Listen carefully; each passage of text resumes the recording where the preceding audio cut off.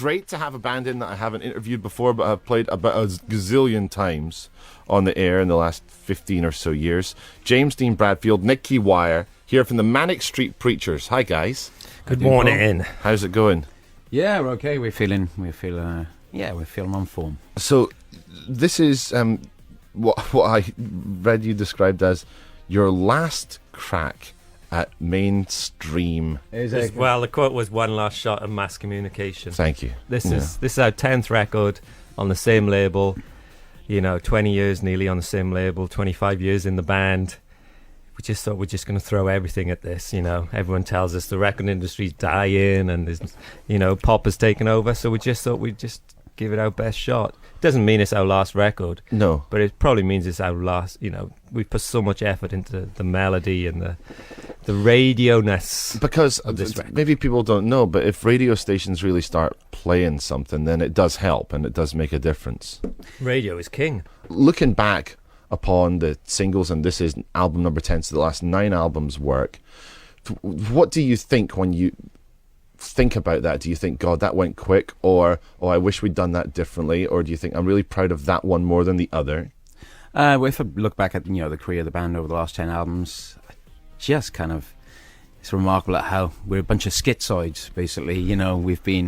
We've had massive success with stuff like Everything Must Go and This Is My Truth, and then we've been like a real cult underground band with albums like the Holy Bible.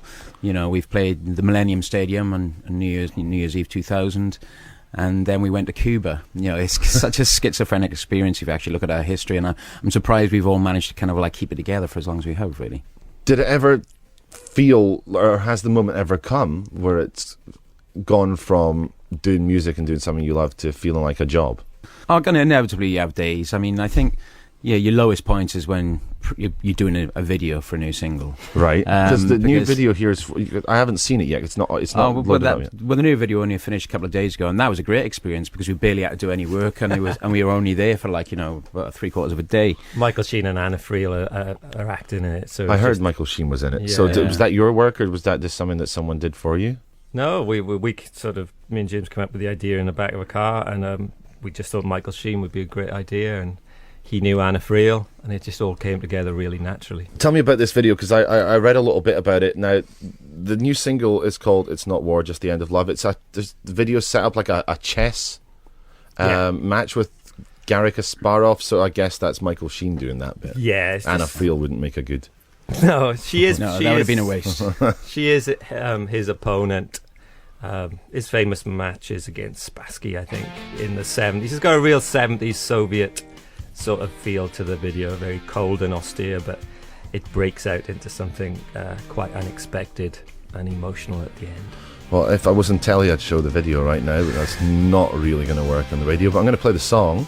Yep. It's Not War, Just the End of Love. Here's the Manic Street Preachers on Real Radio.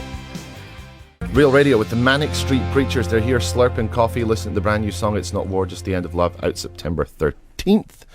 If you just turned on the radio, you'd probably know that's the Manic Street Preachers straight away. I think it is our sound, yeah. And I think there's two versions of the band, James has said about the more sort of art school side, but this is us with strings, with melody, big production, uplifting the nation. Right, now you've got a big tour coming up. Actually, it's just a couple of days after the album comes out. It comes out on my birthday.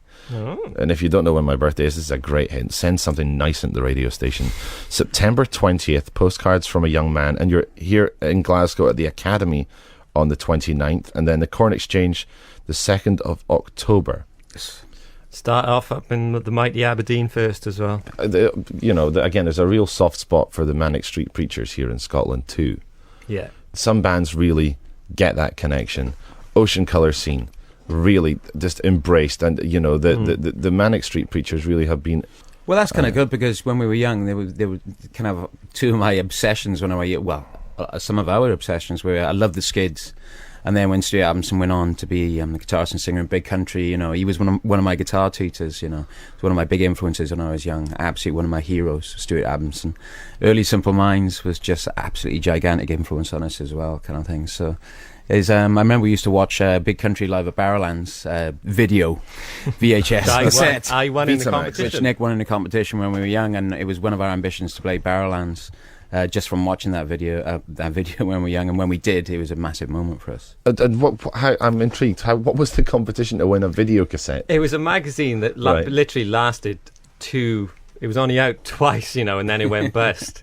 And I can't remember, the question had something to do with Chance. I think it was a lyric from Chance. And was that the first time you'd seen the Barrowlands? Because I've seen pictures of it, but never really been to it. You couldn't tap it up on YouTube back in those days. No. Listen, great to have you in. James and Nicky from the Manic Street Preachers here on Real Radio. Thank you. Good luck with the new single and the new album. Cheers. Thanks a lot, mate. Cheers.